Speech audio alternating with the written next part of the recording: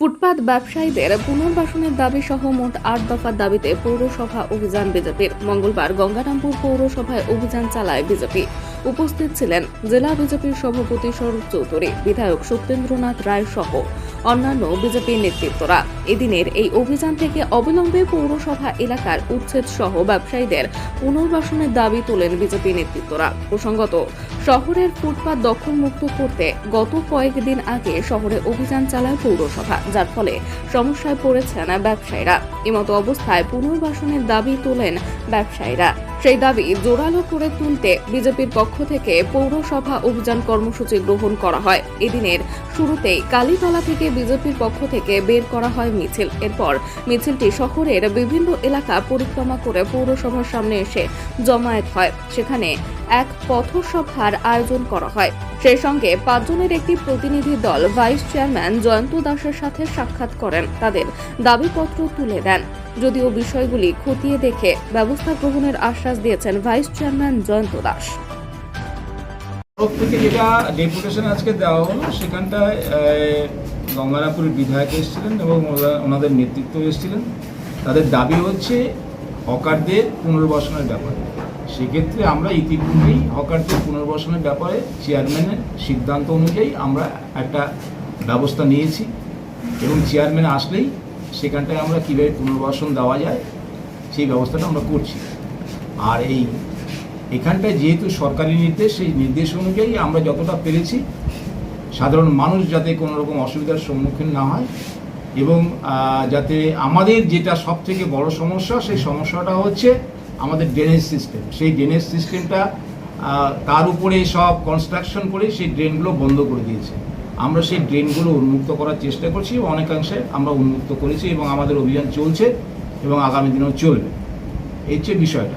পক্ষপাত দুষ্ট যেটা বলছেন তারা, এটা কি বলবেন? না, পক্ষপাত দুষ্টর ব্যাপার নেই। পৌরসভা তার দায়িত্ব অনুসারে চেয়ারম্যানের নেতৃত্বে যে কাজ করছে, বিগত দিনের গঙ্গারামপুর পৌরসভায় অন্যান্য বোর্ড সে ধরনের কাজ করতে পারেনি। বিভিন্ন রকম কাজগুলো, পরিষেবাগুলো আজকে আমাদের গঙ্গারামপুর মিউনিসিপ্যালিটি দিচ্ছি এবং আগামী দিনেও দেবো আমরা। এবং এখানটায় মানুষ যাতে উপকৃত হয় তার আমরা ব্যবস্থা করছি। গঙ্গারামপুর মিউনিসিপ্যালিটিতে বিরোধী পক্ষের দাবি থাকতেই পারে, তারা দাবি করবেই যে এই কাজ করছে না, অমুক করছে না। আমাদের প্রতিনিয়ত আমাদের পরিষেবা চলছে এবং যেটা ওনারা বলছেন সেটা সর্বৈব আমার মনে হয় ঠিক বলছেন না, তারা ভুল ব্যাখ্যা দিচ্ছেন। এবং আমরা জলের ব্যবস্থা যেটা বলছে, জল টলের বিভিন্ন ব্যবস্থা, এগুলো আমাদের পরিকল্পনার মধ্যে আছে এবং কাজ চলছে, পুরোদমে কাজ চলছে। আগামী কিছুদিনের মধ্যেই আমরা বাড়ি বাড়ি জল পৌঁছে দেওয়ার ব্যবস্থা করছি। ঠিক।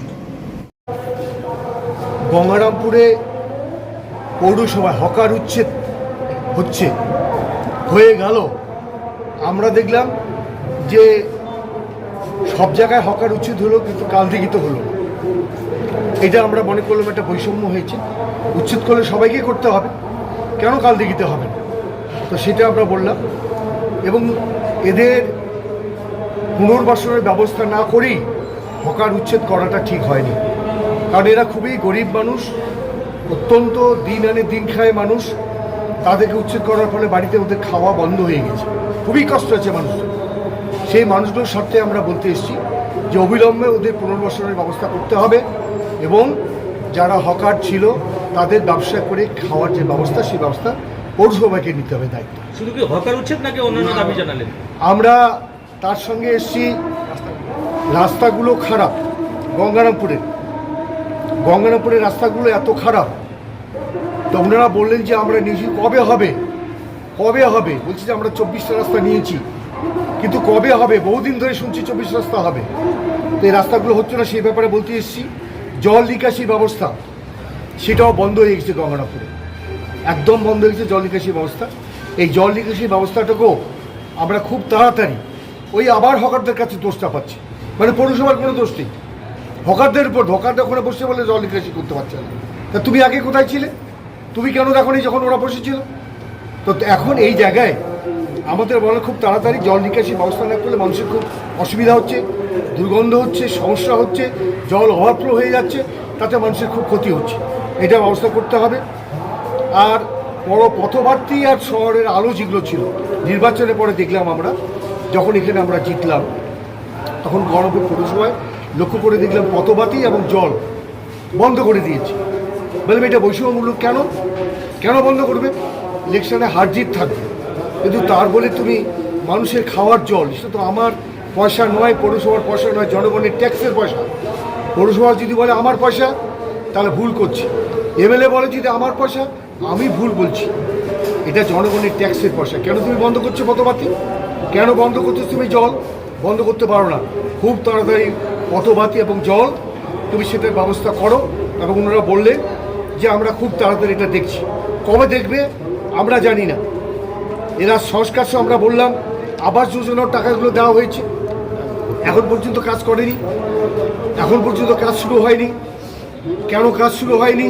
বলছে আমরা টাকা দিয়ে দিয়েছি। কাদের কাদের টাকা দিয়েছেন আমাদের তালিকা দিন, আমরা যেন জানতে পারি। কাউন্সিলরদের বিরুদ্ধে সরব হয়েছেন যে রেসিডেন্সিয়াল নির্দেশনা থেকে ঘুরে কি ব্যাপার রয়েছে? এবং